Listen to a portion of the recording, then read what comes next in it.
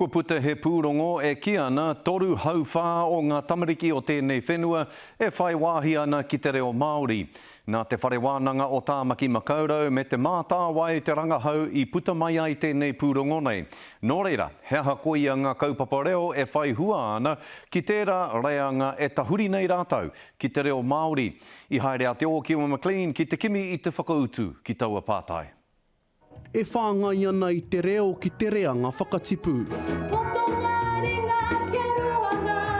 He tohu pia tērā kei te tangata whenua haere te reo i roto te ao te tamariki o Aotearoa. E ai ki ngā rangahau hou kua putai te whare wānanga o Awanuiarangi me te mātāwai. Kei tōna toru hau whā o ngā tamariki e whāngā tau kei te whakamahi i te kupu Māori. Aha kua te pai o e nei rangahau me ko ke tonu te pakanga mō te reo. Hari te mea kōti te pakanga, engari he tohu pai tērā ka waia haere te taringa, e hara te reo i te tauhau, hara te reo i te wero ki te tamariki. Koni atu e te ono mano ngā māmā mai i Tāmaki ki Waikato i Patapātai tia.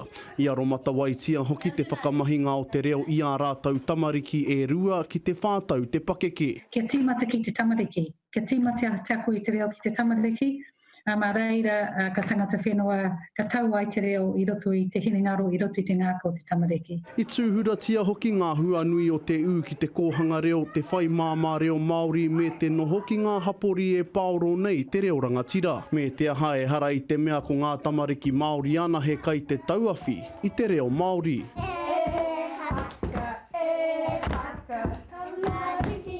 Ki te kore aua kura mōmō wāhi ako e kaha, ka ua ake mō ngā kaupapa auraki me ki. Nā reire ke kaha ake te tautoko i ngā kohanga reo i ngā kura kaupapa Māori, ngā kura iwi. E ke ana te kōrero tamaiti a konei te kōhanga reo tū ana ki te ao, tau ana. Te o Kiwa McLean, te karere.